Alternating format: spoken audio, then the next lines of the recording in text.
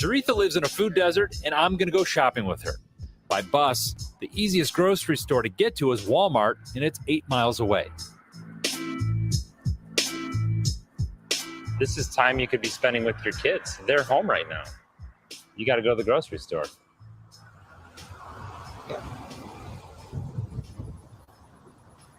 Waste time sometimes, but I have to do what I have to do.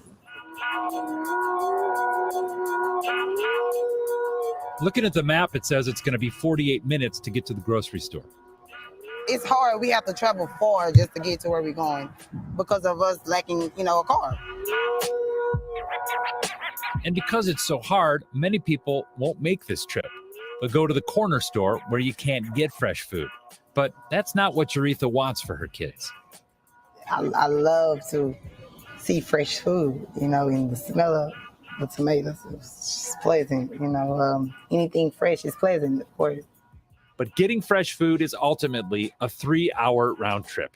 I'm giving her a hand today, but usually she only has 2 hands to carry everything back. This issue of food and getting the food, how hard is that for you on your life? It's very hard. So I go to Family Dollar or something like that, where I know they have a little ground meat or whatever. I'll just have to settle, but it can be frustrating. Food desert is a term that comes from the United States Department of Agriculture. It factors in a neighborhood's income level and access to transportation, and most importantly, if you live more than a mile away from a grocery store. And we're not talking about a corner store here where fresh food options are rare. We're talking about a grocery store that does at least $2 million in business a year. And here's why all of that matters. In areas without a grocery store, the government says there's an increase in obesity and chronic diseases. To fix that problem, Dallas Council member Casey Thomas wants more grocery stores. How many do you think you need? How many would you like to see built? Jaretha. Welcome to a special edition of You Left Shit Out. I'm your host, Compton J. I had to hop on real quick. This is completely unplanned, but I had to hop on real quick because I saw a video. I was getting ready to go somewhere, brushing my teeth, and the Humanist Report video popped up. I clicked on it because it said "Vote Harder," which is something it's a phrase on the left that we use a lot when referring to the Democratic Party and what their answer to everything, all of their downfalls is to vote harder. Saw this video and just had to cover it. It's a short video, so we won't be on too long. Let me do a quick chat check, and before as I'm looking for comments, make sure you like this stream, make sure you subscribe to this channel. Yeah, that food desert video, very eye-opening. So yeah, okay, greetings to everyone. Awesome. That's a good question. That's a good question. Why aren't there very many grocery stores? Don't know. So let's take that down and let's get the other video up. So like I said, I wanted to cover this quick videos from Mike over at the Humanist Report. And this video, like I said, is titled "Joe Biden Has No Plans to Save Abortion." But the artwork, let me see if I can maybe I can go back. Is it being shared? Yeah. Maybe I'll go back so you can see what the artwork looks like. You can see what caught my eye here. Okay, here it goes right here. Right here, vote harder. If you look at that, let me scroll it up. If you look down there, it says vote harder on there. So that's what caught my eye. Clicked on it. And for Mayor Robert Garcia, now I've said this before. Of all the people who I would label reformist leftists, Mike is the one who I can stomach the most, like sit through his videos the most, because of all the reformist leftists, he probably still gives the most critique out of the Democratic Party and Joe Biden, using the same sort of language or as close to the same sort of language as we did pre like during the Bernie Sanders campaign when Bernie was still running. So this is a critique and an acknowledgement that I'm hearing different. We saw what happened with Nina Turner. We saw that. That was clearly, there's no 70-30 difference in Shontel Brown and Nina Turner. That's ridiculous. That was an obvious depressed voting base. A depressed voting base. So with the leaked document, the leaked draft of the majority opinion when they brought the strike down Roe versus Wade came out, it kind of re-energized reformist leftists and liberals and progressives, re-energized them to the establishment. Yes, there was a lot more focus on of hatred to or animosity towards the Supreme Court, but they weren't holding back on their animosity towards the Democratic Party and their excuses. So I'm hearing, and then there's Anna Kasparain. So this is the progression, right? You see what happens to Nina Turner. There's no support. You see what Anna Kasparain is saying. Like the reformist leftists, it seems like their support for the Dems and the Democratic Party is cracking. And this is another example here in his critique of Joe Biden, the Democratic Party, and what they're saying. What they're saying we should do. Wow, what the fuck? We should do. I'm just looking at the people.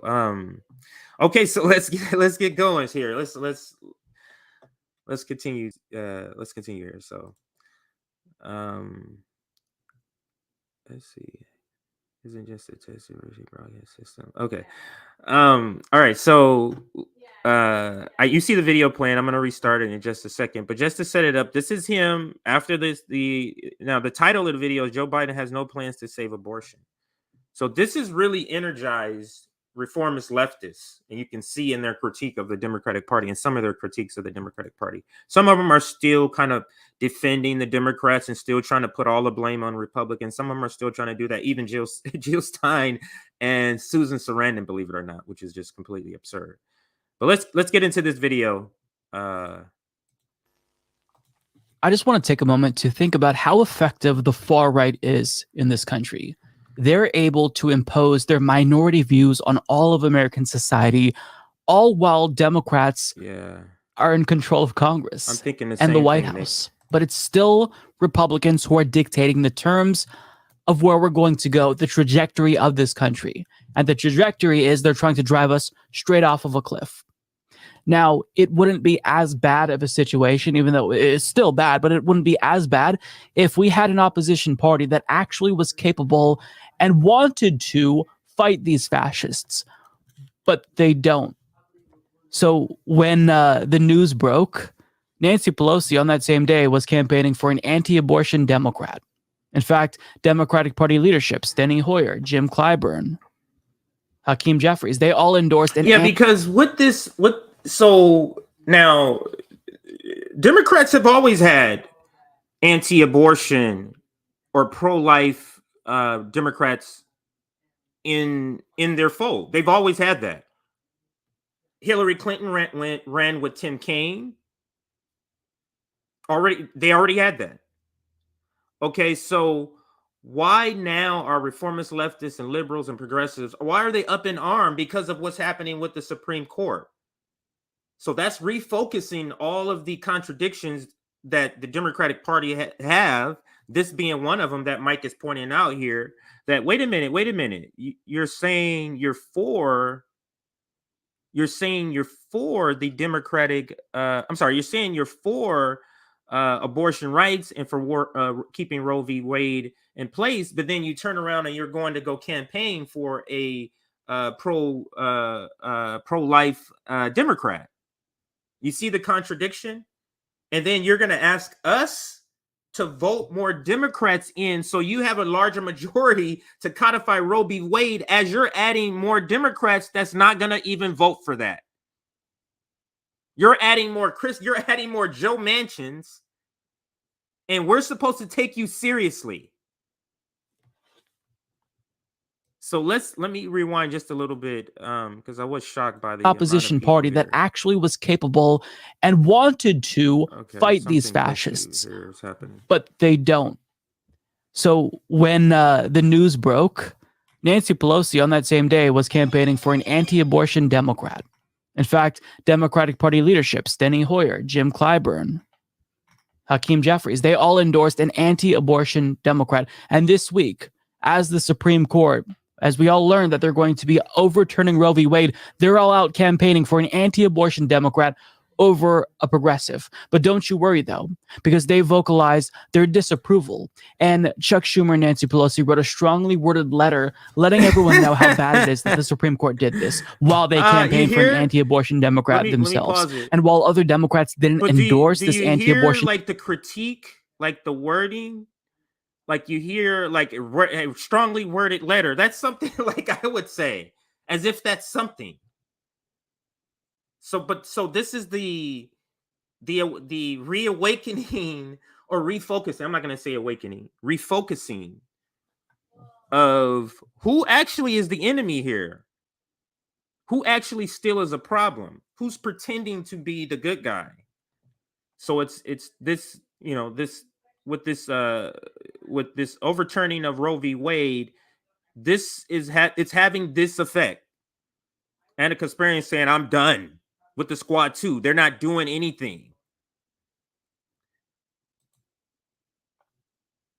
And like I said, you saw the results with Nina Turner's race. Completely depressed left base, completely depressed progressive base, completely depressed. What are we coming? Why are we going to still coming out to do these things for you, to canvas, to give you money, which, by the way, you don't even need?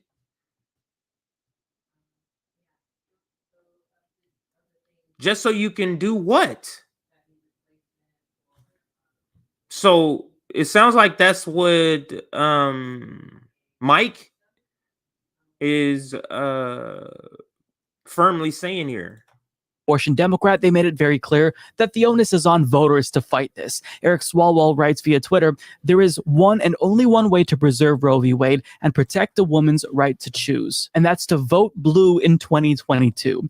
DCCC Chair Sean Maloney tweeted, Democrats, we're angry and hurt, I know, but it's not about filibuster, size of the court, or whatever the Senate hasn't passed. It's about Republicans, not us. We can save our freedoms, but it's November, stupid. In other words, we might have the power currently to do something, but we don't have enough power. So if you don't give us more power when we're basically projected to lose more power, then that's on you. You should have voted harder. You see? Like, maybe those who watch him have seen something different.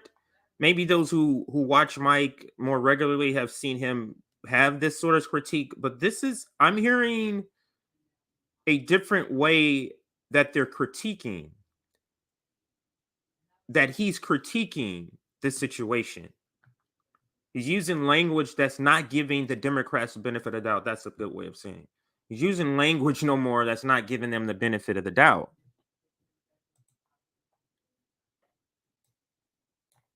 Let's continue.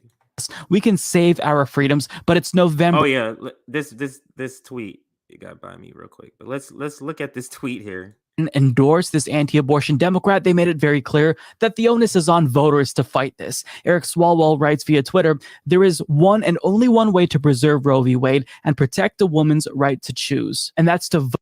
There's one and only, like Eric Swalwell, he's terrible. Like he should not tweet or talk. Like he said, he puts his foot in his mouth a lot. So he's terrible. I'm going to get to your comments in just a second. I see Nick in the building, or he was. I don't know if he's still here. It's weird. The live viewers jumped up. Maybe, I don't know, some somebody tweeted out the link or something. It jumped up to like 800 people for a moment. So that was really weird. I don't know what that was. But anyway, but this tweet from Eric Swalwell, like, he's terrible. To vote blue in 2022. DCCC Chair Sean Maloney tweeted, Democrats were angry and hurt, I know, but it's not about filibuster, size of the court, or whatever the Senate hasn't passed. It's about Republicans, not us. We can save our freedoms, but it's November, stupid. Like, this guy, Sean Patrick Maloney, says a lot. He is another one that says a lot of stupid shit. This has got to rank up there. We're angry and hurt. I know, but it's exactly about the filibuster. Size of the court or what the Senate hasn't passed is exactly about what the Senate hasn't passed. He's basically saying it's not none of the things that the Democrats can do. It's about none of our responsibilities. So let me translate. Democrats, we're angry, we're hurt. I know. But it is about the filibuster, the size of the court, and it is about what the Senate has passed. That's what it should say. But he's basically saying, forget all the things that the Democrats are responsible for. It's about those pesky Republicans, not us. We can save our freedom. This is the I don't have a public relations person running my Twitter, this last line, but it's November, stupid. Basically saying, but duh, come out and vote. Let's continue. In other words, we might have the power currently to do something, but we don't have enough power. So if you don't give us more power when we're basically projected to lose more power, then that's on you. You should have voted harder. Somebody shared the perfect meme underneath Eric Swalwell's tweet.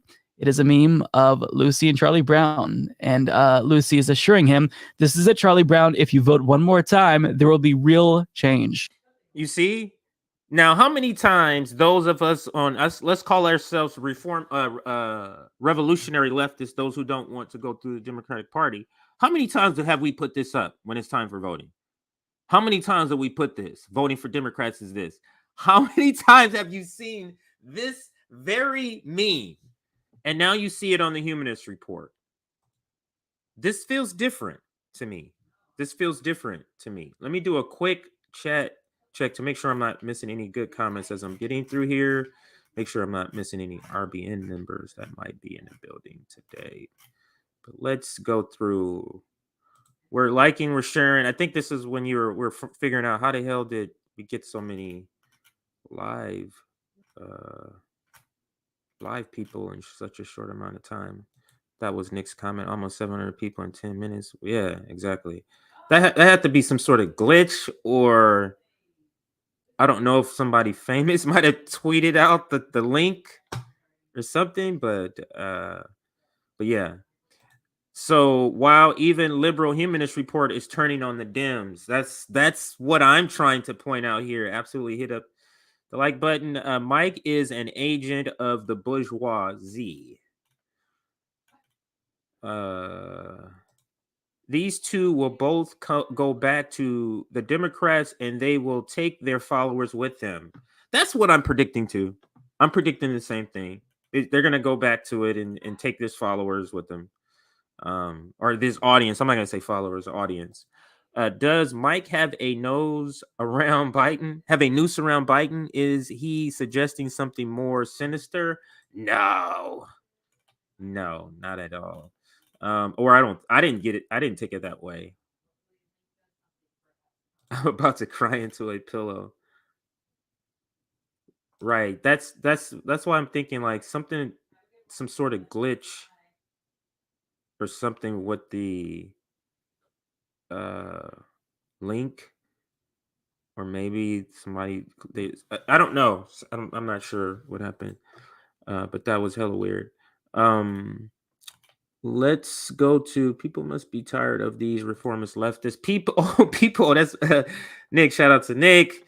People must be tired of these reformist leftists. I think you got something there, Nick. I think you got something there.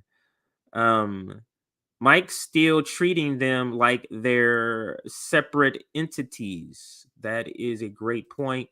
Dana, shout out to Dana. I never thought Mike would ever come to realize this. I had to tweet this video this morning.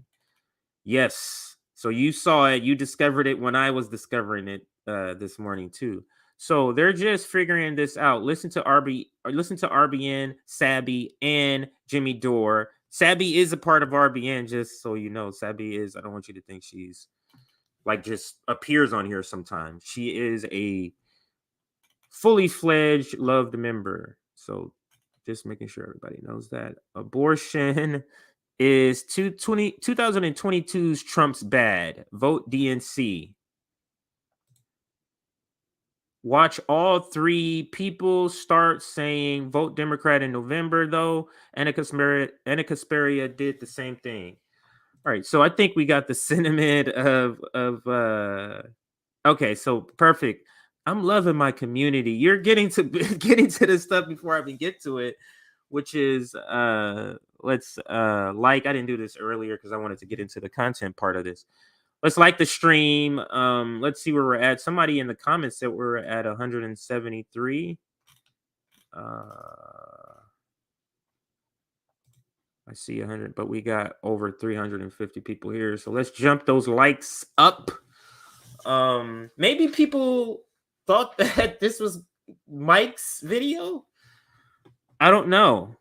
And they realized I was here critiquing Mike. Maybe that's the situation here. Wow, because yeah. Awesome. Those likes are jumping. All right. So thank you for that. Like the stream. More people can get and for those that if you found this mistakenly, the extra 400 that were here earlier. So if you found this mistakenly, please stay. Give us a chance. Give this channel. This is RBN Revolutionary Blackout Network. We do mutual aid, we do community building, we do community work, and propaganda busting. That's what we do here, political education. So stick around, give us a few minutes just to see what we're about, and we'll see. So I think we're at 227 now. Thank you for that. We can still jump a lot because we still got a lot more people watching than likes. So if you're able to hit that like button, if you're liking your content. Now, if you haven't decided yet, give me a chance. I'm sure I'll get you to like what we're doing here on this network. Let's go ahead and take that off. Now let's get back to the video of Mike. Yeah. See, the problem is that you're expected to lose power in November, not gain power. Now, perhaps Roe v. Wade being overturned will change that. I'm not necessarily sure. To be honest, I'm not thinking about the political implications of this. I'm thinking about the real world harm that this is going to cause on women. I'm not trying to find a way to, have some sort of a political victory over this. But, Democrats, their goal is to get elected, right? But I mean, to do it in this way, it feels so slimy. You're telling us to vote harder. You should fucking fight harder, okay? Oh. Now, I can't necessarily say that about members. You see? This is what I mean. Like, this is a different, even if they go back, their audience is hearing, like TYT's audience heard Anna Kasparian's critique. Heard her being like exhausted with them, saying that they haven't produced anything. Their audience heard that. So even if they go back, that little piece is a good thing. Them being able to hear that last little part. Let me see here. They following the RBN model now. Yes, Nick in the building on this Friday. I had to cover it, Nick. When I saw this video, when I was listening to what he was saying, I was like, wow. In the manner he's speaking, this is different. In the manner that he's speaking, absolutely support Zoya Shore. I'm sorry. Support and subscribe. Tell 3 friends. Tweet out clips. Absolutely. Thank you for the support. We're all a community, all in communities together, all comrades, supporting each other. But I'm going to rewind it back maybe 20 seconds just so I can hear that last little, critique. Let's listen. But, Democrats, their goal is to get elected, right? But I mean, to do it in this way, it feels so slimy. You're telling us to vote harder. You should fucking fight harder, okay? Now, I can't necessarily say that about members of the House like Eric Swalwell because the House did its part, but you're still a Democrat who could put pressure on your party's leadership, who's currently stumping for an anti-abortion Democrat. You could reach out, to the president. I'm assuming you have his ear and tell him, hey, maybe one more time, try fighting Manchin and Sinema. I understand that the situation feels hopeless, but you still just can't do nothing. You still have to fight as the president. Use carrots, use sticks, just show us that there's a sign of life somewhere. But I mean, the president is definitely not going to do anything because when he was asked about abolishing the filibuster in order to codify Roe v. Wade, this is what he had to say. Mr. President, can you do away with the filibuster to codify Roe? I'm not prepared to make those judgments now. But I think the codification of Roe makes a lot of sense. Look, think what Roe says. Roe says what all basic mainstream religions have historically concluded, that the existence of a human life and being is a question.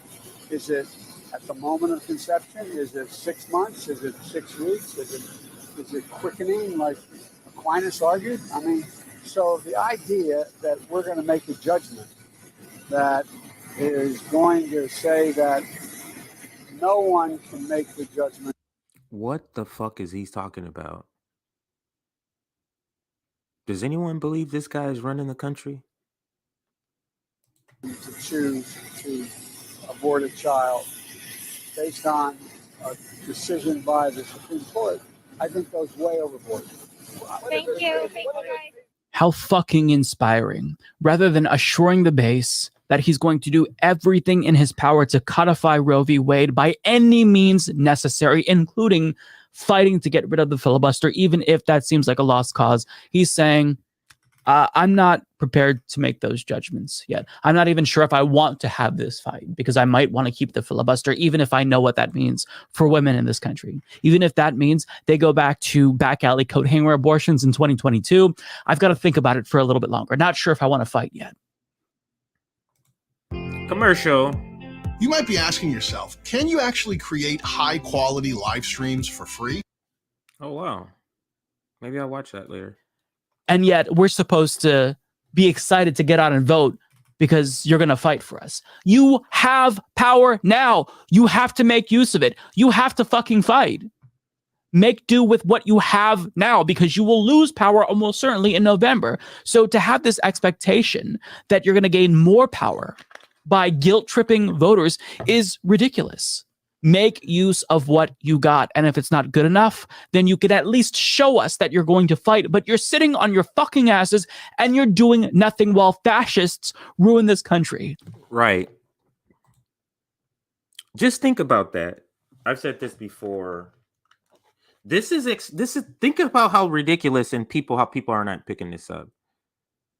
The establishment, Democratic establishment, is saying, go vote. Because this is the most important vote because democracy depends on it. But they're saying this is not important enough to change the filibuster.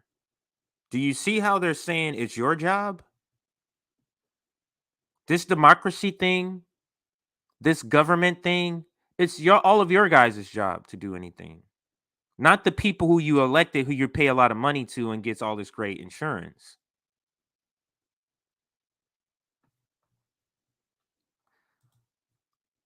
And the way that Mike is talking, the language and the way the phrasing he's using is just, to me, it's a distinct difference. How pathetic are Democrats? Joe Biden is conceding before the fight. How pathetic are Democrats? even has began, and he's the president of the United States. Is there a more feckless and inconsequential president in American history? I can't think of one. Oh, but don't worry. He wants there to be a fight. It's just that he wants you to fight, not him. So President Biden says voters will have to defend fundamental abortion rights in U.S. if Supreme Court scraps guarantees. Oh, really? And how in the fuck do you suppose that we do that, Joe Biden? Back in 2020, voters took to the streets every single day after a racist cop murdered George Floyd. In fact, that movement catalyzed a global Black Lives Matter movement. And do you want to know what happened? Nothing. Nothing happened after that. So what are we supposed to do? Well, the one thing that we can do is vote harder. Okay. Then what? Are you going to fight if we give you 3 more senators? Well, we don't have 60. Okay, if we give you 61 senators, well, 2. This is the same argument we make, Nick. This is the same argument. So to hear this articulated, that's what you're saying. Mike doing his best Rome impression. This is what I'm saying. Like, this is like a breakthrough. Is this a breakthrough? Nick, is this a breakthrough? Like,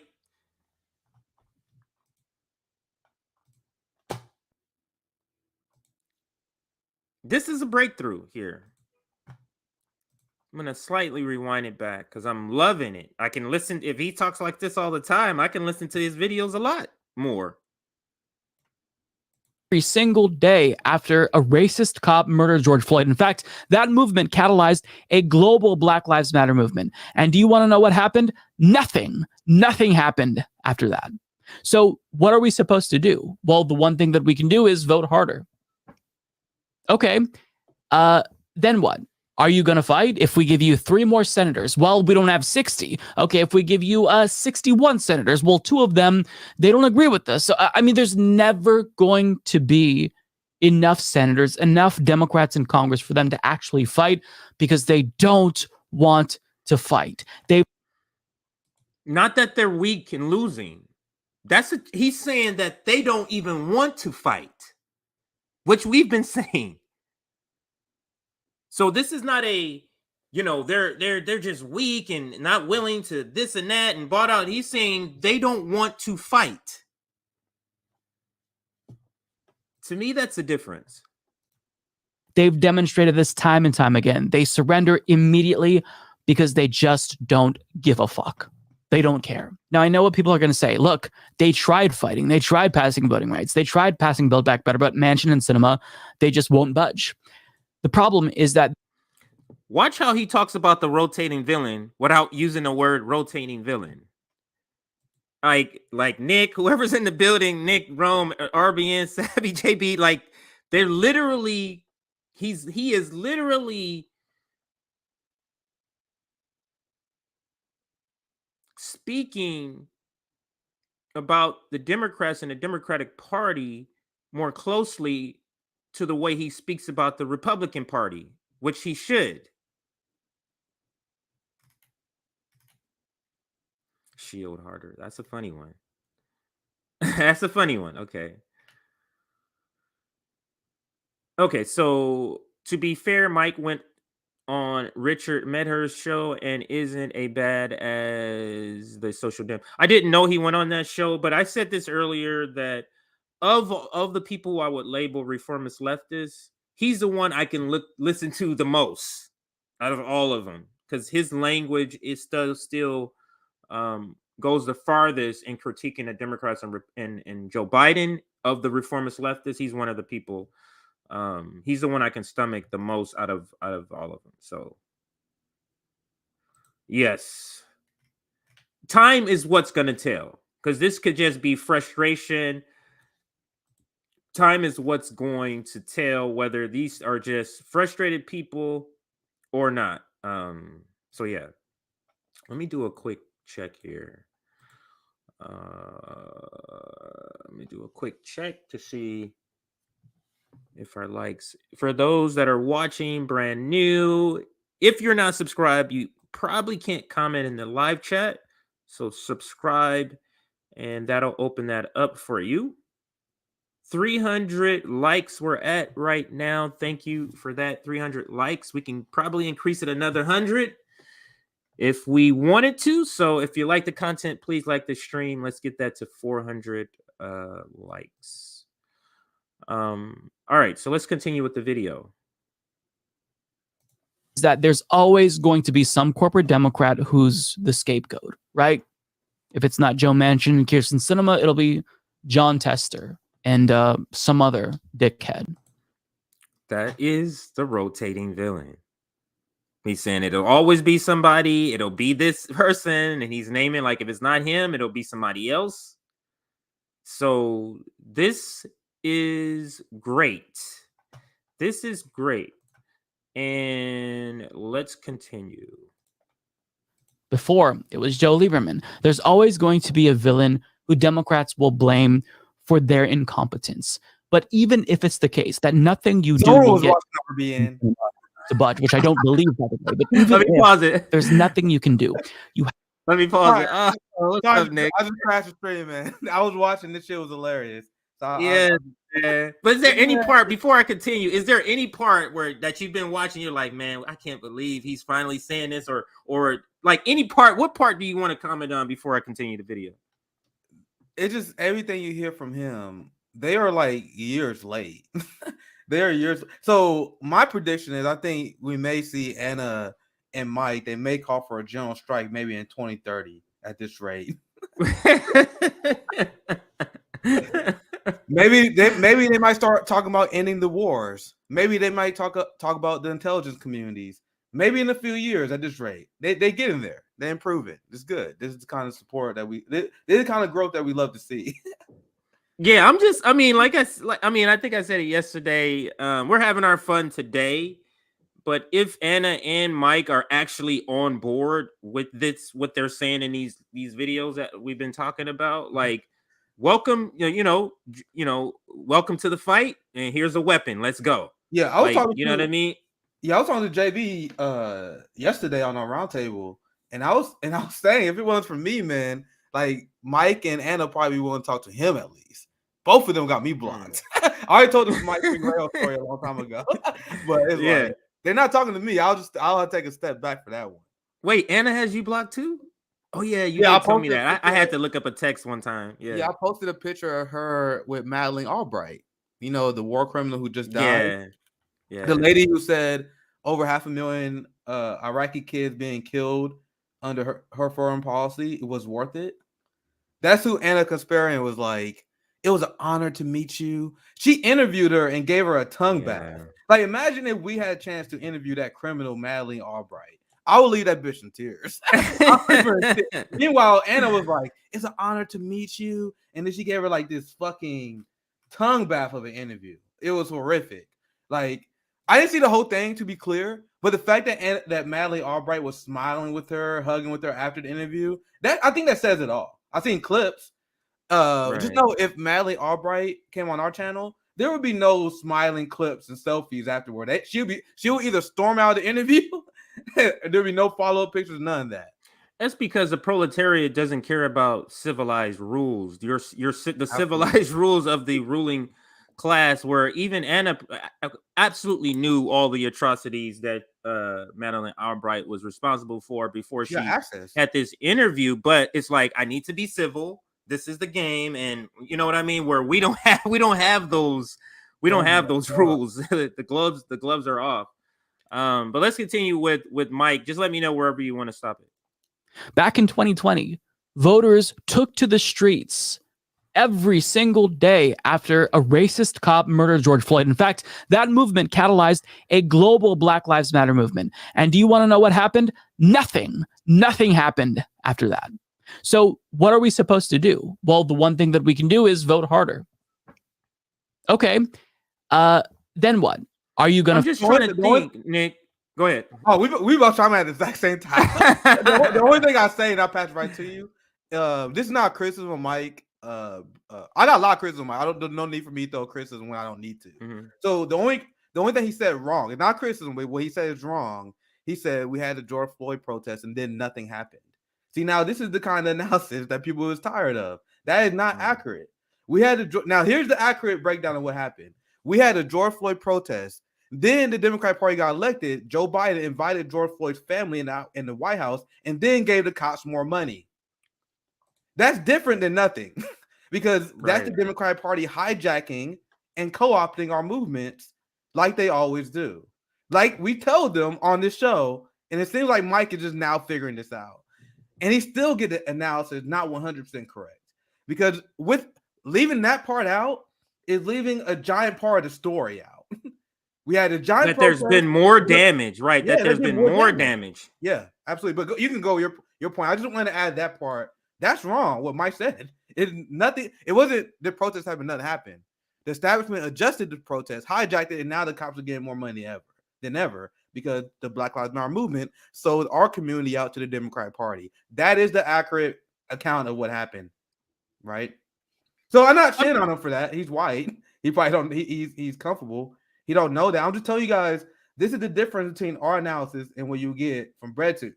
It's very surface level, very detached, not detached here. What I was gonna ask you a question. When he says,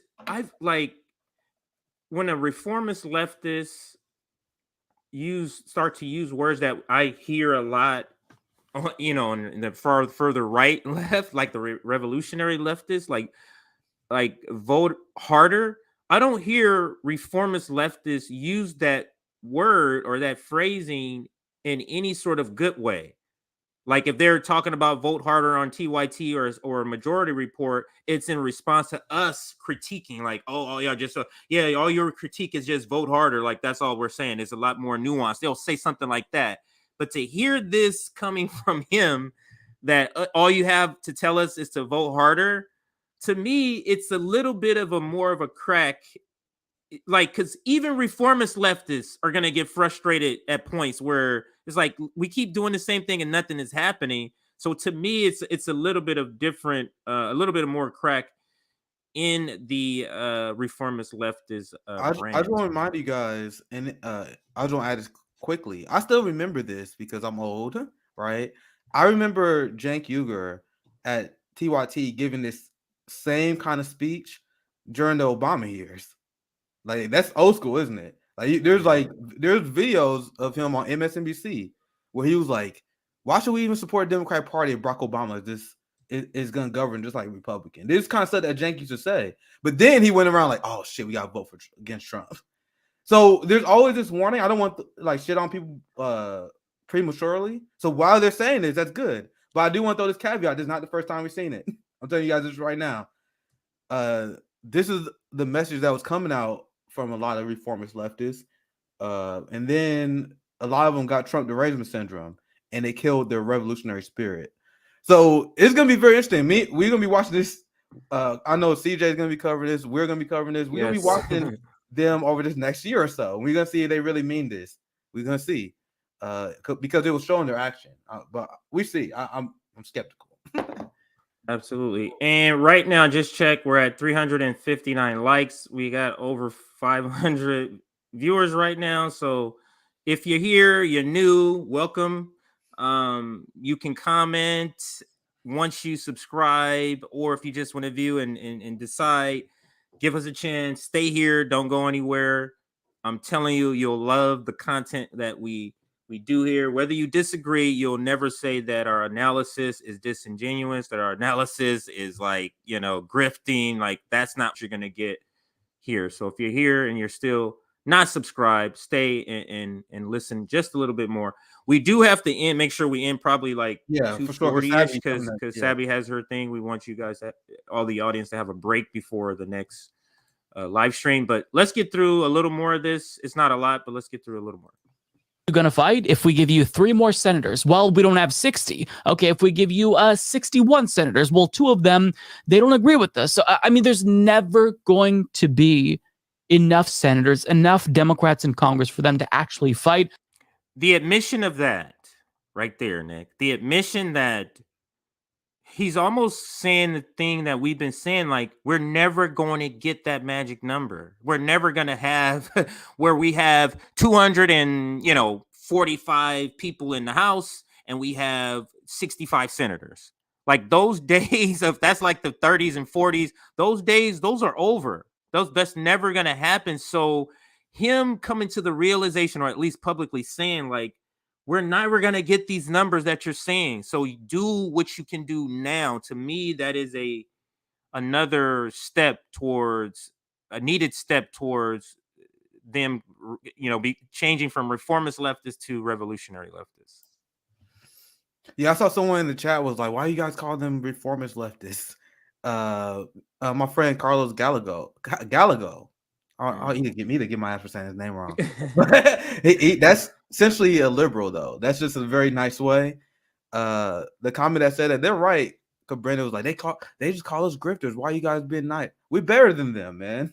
It's just that simple. Yeah. Reformist leftists, you're essentially a liberal, because classic liberalism was all about reforms, and that's why we make the difference, because a lot of people who are confused about like our politics, the politics of people like Fred Hampton, Malcolm X, and the people who are in charge of the U.S. left now is not revolutionary, it's reformist. If you read Marx, if you read socialist writings that come from mean theorists, if you read Lenin, like their way to achieve socialism and communism was not through reform. It was through revolution. So my friend Carlos, his argument is, if you don't call for revolution, you only call for reform, you can at best call yourself a liberal. If you want to call yourself like a socialist liberal, a leftist, like I don't know what you want, but that's liberalism, not like this radical extremism like people like Hassan Piker and Voss believe that they have. Like if you call for incrementalism right now, then you can't call yourself like at least the same kind of leftist as we are, right? Right. And I told this story. I'm sure you've seen. I've told this story many times of where we got that word. And it was during that episode. It was like, we want to give them respect. And let me explain it again just quickly. The reason we're still using leftists is because this is what they call themselves. And we want to give people respect. This is what they call themselves, even if we may disagree. They call themselves this. And we're just giving the label reformist to make sure there's a distinction between the two, but she's just giving us a little help here. I remember him saying that the two L's has a Y sound. Yeah. So Gallego. Gallego. So there we go. Absolutely. And there's a city not too far named Montebello. I used to say Montebello, but maybe it's Montebello. Maybe it's Montebello because it's two L's. But anyway, let's watch a little more. We got about 10 minutes before we have to get off here. For sure. Because they don't want to fight. They've demonstrated this time and time again. They surrender immediately because they just don't give a fuck. They don't care. Now, I know what people are going to say. Look, they tried fighting. They tried passing voting rights. They tried passing Build Back Better, but Manchin and Sinema, they just won't budge. The problem is that there's always going to be some corporate Democrat who's the scapegoat, right? If it's not Joe Manchin and Kyrsten Sinema, it'll be John Tester and some other dickhead. Before, it was Joe Lieberman. There's always going to be a villain who Democrats will blame for their incompetence. But even if it's the case that nothing you do will get Joe Manchin and Sinema to budge, which I don't believe, by the way, but even if there's nothing you can do, you have to at least exhaust all options and try everything. And Democrats have conceded before the fight even begins. Before he even talks to Manchin and Sinema, presumably, he's saying, I don't even know if I want to get rid of the filibuster for this. It's just not important to me. They never fight. They always back down. And this isn't a new phenomenon. This is what Democrats have always done. For example, take a look at the way that Obama responded to Roe v. Wade before and after he got elected. What would you do at the federal level, not only to ensure access to abortion, but to make sure that the judicial nominees that you will inevitably be able to pick are true to the core tenets of Roe v. Wade? Well, the first thing I'd do as president is sign the Freedom of Choice Act. That's the first thing that I'd do. Now, the Freedom of Choice Act is not my highest legislative priority. What a scumbag. But this is another step, Nick. The King Obama, he also is critiquing and how he flip-flopped. This is what I'm saying. This is why, to me, this video was so important for me to come on. Is like, it's showing cracks here in what reformist leftists have been trying to push back on us about the Democratic Party. because he is pointing out how Barack Obama, the king of the Democratic Party, he's pointing out how he flip-flopped, saying that the first thing I would do is sign the freedom of, I forget what he said. I'll sign the act. And then in another click, literally 2 years later, well, that's not a priority. They are so open about the strategy, and we explained this strategy many times. For new viewers, if you guys want to know the sham of electoral politics, actually no, it takes too long for me to explain. But pretty much in a nutshell, I will about explain, but I think it'll take too long because I explained this concept of how this game works, and I immediately became hyped to it. So real quick, you get a crazy Republican scared the shit out of people. Democrats promise a slightly more progressive agenda. They don't do the slightly more progressive agenda. People get pissed off because things get worse under Democrats than they do under Republicans because they essentially govern like Republicans. Then they forget how bad the Republican was because they so upset with the Democrat. Then they elect the fascist Republican. Then we repeat the whole cycle again. That happened with George Bush. George Bush was so bad, we fucking elected a black man. And then Barack Obama pissed people off so bad, we elected a game show host. And then the game show host fascist pissed people off so bad, we elected Jim Crow Joe. And now the cycle is about to continue again. It's so predictable. That's literally ad design. But go ahead, CJ. That's the quick way to sum it up. Yeah, that was a good summation. Let's play a little more and see what other truth bombs that he makes. We're at 447 likes so far. Thank you so much. 600 people watching.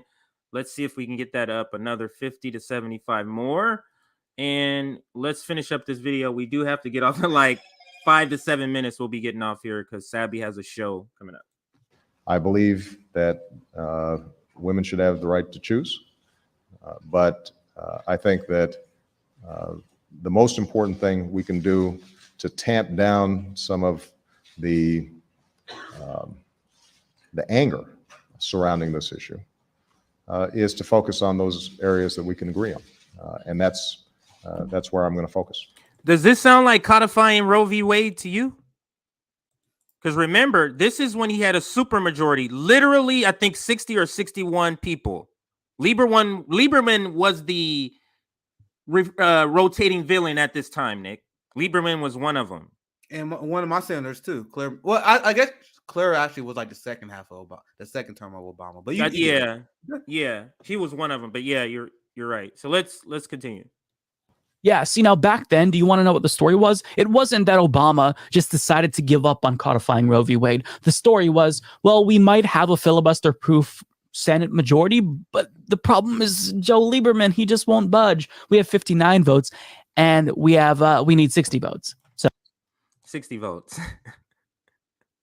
You see how they abridge democracy? Democracy, simple majority. Forget about that. Now the threshold is 60. Forget that. This is the new democracy threshold. It's 60, which we'll never get. Like literally, the last time one party had 60 members, that was when, who was the one that kept getting elected? Was it FD? Yeah, the one that kept getting elected where they have to make him. That was the last time. It's completely absurd, man.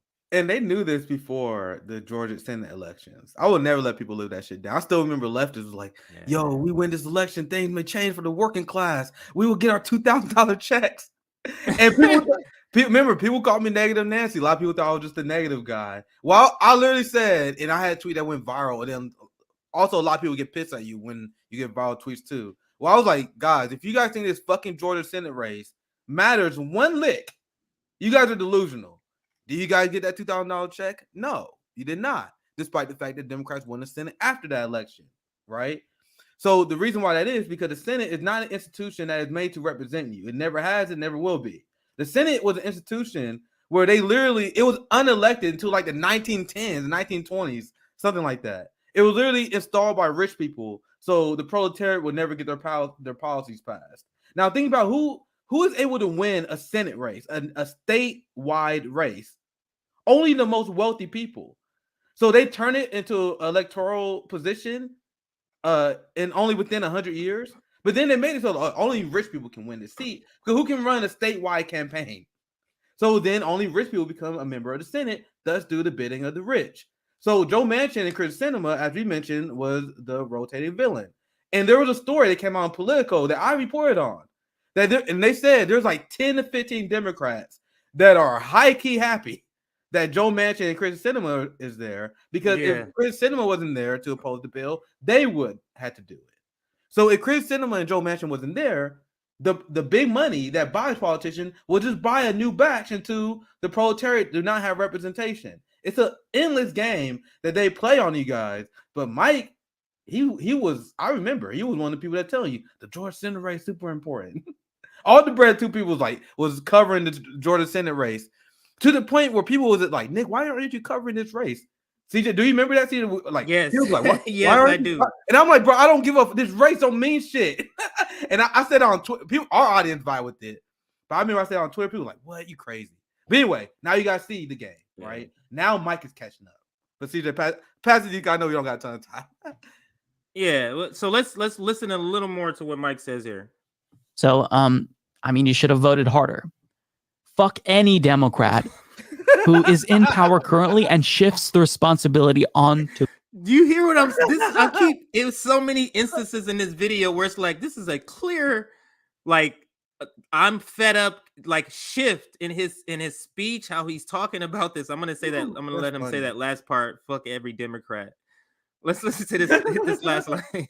Back then, do you want to know what the story was? It wasn't that Obama just decided to give up on codifying Roe v. Wade. The story was, well, we might have a filibuster-proof Senate majority, but the problem is Joe Lieberman. He just won't budge. We have 59 votes, and we need 60 votes. So, I mean, you should have voted harder. Fuck any Democrat who is in power currently and shifts the responsibility on to voters. You have power. We don't. Fight now. Work with what you've got. Don't expect voters to deliver you a bigger majority because you can't accomplish shit that you need to accomplish because you refuse to fight. You have to fight right now if you expect voters to elect more Democrats, because if they see that you're doing fuck all, they're not going to vote harder for you. That is the point. The Marianne Williamson sees the day. This is it, Nick. Nick, is it that everybody's coming to this conclusion, or are they hearing rumblings from RBN? Like, is it getting back? Like, is everybody just coming to this conclusion at the same time? Or is there a new people on the leftist block media sphere that's saying this shit is not? Because I remember, Nick, going on Call-In, and shout out Call-In. You're going to shout out Call-In in just a second. I remember going on Breonna Joy Gray's Call-In show, and it was Katie Halpert, and she made a surprise. I was like, I don't know why you guys doing this. As soon as I didn't know she. I was like, what? Why we got this? Because I got on there and I told them, like, no, we're not doing no more of this electoral politics. And I'm like, and I just basically told them, like, listen to what you're saying, Breonna. You're saying it's very hard to find Green Party candidates. I'm saying that the Democratic Party is bought and paid for. Like, it's staring us right in the face. Electoral politics is done. We're not getting anything through electoral politics. And there was so much pushback during that time that it doesn't seem like it's that same pushback now. It seems like some people have gotten on board with this is some bullshit. We've seen it in the Nina Turner lack of turnout in her election. We see it, and I just see that this is a change. Now they may go back, but the fact that his audience heard him say the things that he said is a win. I think his audience has to hear it, because the reason why Mike and Anna is doing these performances, because despite the bullshit that they're saying, they're not convincing. Like, we get people that check out RBN, even if they're like new viewers, they don't subscribe. They will like hear our message, and then they will go back to Brad, to Mike and Anna, and they're like, "Oh, what the fuck is this?" Like, it just the seed that's planted. Like, you remember the first time you saw when corporate media was bullshit, and now you can't unsee it. Like, when people watch RBN, when people see people like Jimmy rail against the Democratic Party, and then they watch other people who are weak, it's like, ugh. So Anna's numbers dropping, Cal's losing thousands of subscribers, apparently. I saw that. Yeah, I saw that. I saw Vanguard. They have to adjust. And I'm gonna wrap it up with this, right? Because I will give shout out to Craig Pasta from the Combo Couch. He was on the Anti-Imperialist Summit. I watched his breakdown of Anna's video, and he made a really great point. He brought up psychology. and how human emotions work. So you know how we like laughed when we saw Mike said "fuck the Democratic Party," Yeah. and then Anna had her meltdown, and that was even funnier. Like her meltdown was hilarious. Jimmy was laughing at her on stream. We were laughing at her. Yeah, I saw that. When people, and this is what possible. Hopefully, if you watch this, hopefully I don't butcher this because I got this from him. Big shout out to him. When people are angry, there's like a chemical reaction happening in your brain, right? Which changes your entire emotional vibe. So when you really angry, you lash out and you get mad. There's nothing funny about that shit. You ever see someone who get like really rawly emotional and mad and they fuck you, motherfucker, I will kill you, mother. That shit not funny, bro. But when you're acting, and good actors know how to overwrite this. Like there's a part of your body that know you're not really angry. So when you pretend you're angry, it come off as extremely fake. It come off as cartoonish. It come off as goofy. So when you see Anna does her rant, when Mike does his rant, when he like fuck the Democratic Party, like we laugh like, bro, this you can tell that they're faking it because they don't have that emotional response that is needed to deliver that message in a convincing fashion. Now, once again, actors, because they're good at this, they found a way to like bypass this. So when they act their movies out, because it takes a lot of training, rehearsal, etc., they manage to fake cry, they manage to do fake anger. But the average person, when they try to be mad when they're not, and now just pay attention to this too, it doesn't come out right. So that's why when Anna is mad, it come out as like this fucking annoying shrieking that's almost funny in a way. The same way with Mike. So when I hear that, I'm like, he's comfortable. We know he's comfortable.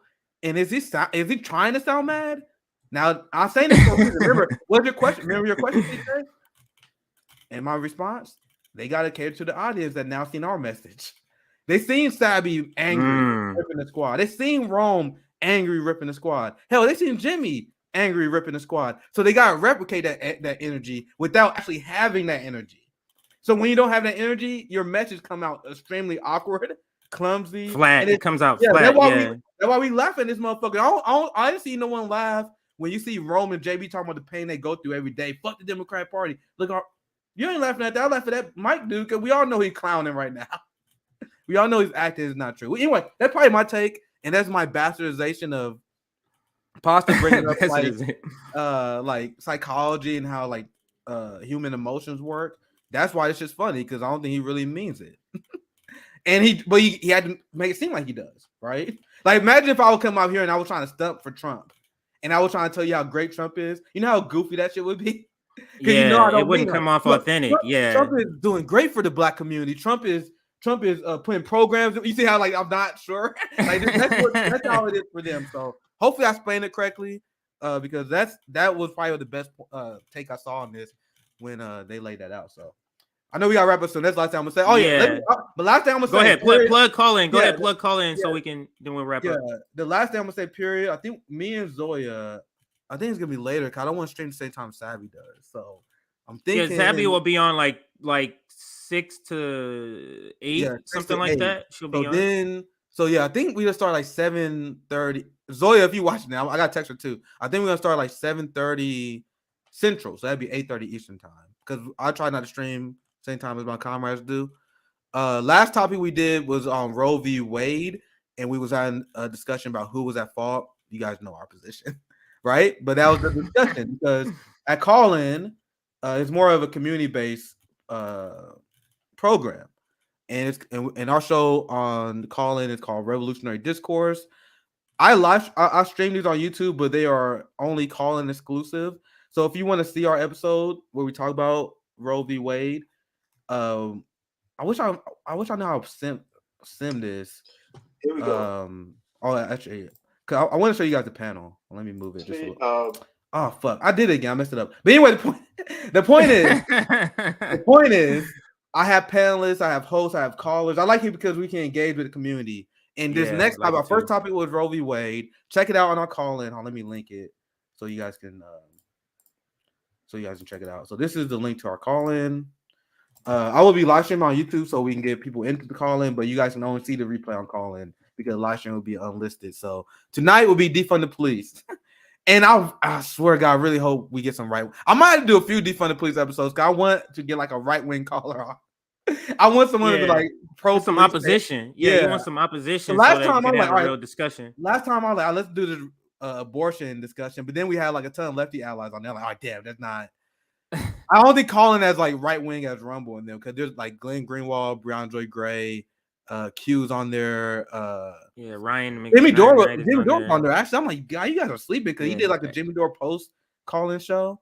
It was pretty good. No, people are just now learning. I think that's the next thing that people will be on will be that. But anyway, that's the only thing I want to plug. Check me and Zoya out on Call-In. Zoya co-founded 10 Demands, our abolitionist group. With so there's no one better. I really like more than me. I want to see someone try Zoya on this shit. She will shut that shit down so quick. But anyway, so that's Call-In. So make sure you guys subscribe and check us out on that. So yeah, someone said Call-In is pretty left. Yeah, it is right now. So Rumble's like really right wing. I don't care. I don't give a fuck. Anyone give us a platform, I'm taking it.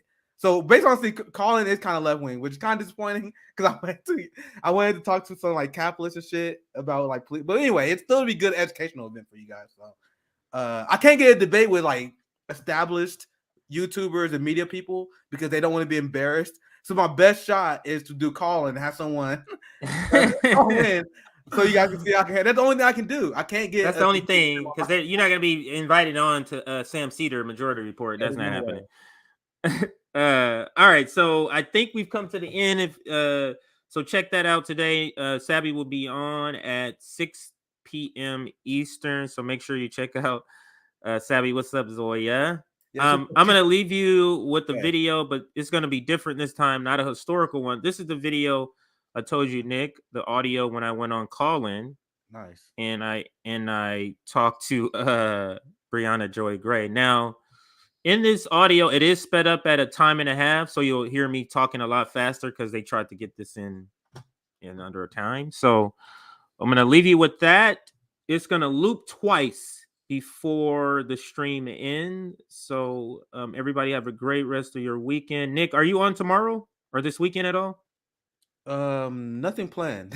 Okay. I said the Call-In show. Nothing planned. Oh yeah, the Call-In show. So make sure you hear that. So this is it. After it loops twice, the stream will end. We're not coming back after that. So here you go. The last point I want to make is this: us not being able to locate third-party candidates, the Democratic Party being as awful as they are, it's like staring all of us right in the face. Electoral politics is done. We're not getting anything done through electoral politics. It's staring us right in the face, but we're refusing to accept that as a movement because there's some of us who don't want to be in the streets doing the work. That's literally what's happening here. Is that it's people that don't want to take it there yet. So let's beat this dead horse some more. And I'm here, and I think RBN is here to say, let's shake everybody awake. This is over. This is over. Can I add just another angle? The last point I want to make is this: us not being able to locate third-party candidates, the Democratic Party being as awful as they are, it's like staring all of us right in the face. Electoral politics is done. We're not getting anything done through electoral politics. It's staring us right in the face, but we're refusing to accept that as a movement because there's some of us who don't want to be in the streets doing the work. That's literally what's happening here. Is that it's people that don't want to take it there yet. So let's beat this dead horse some more.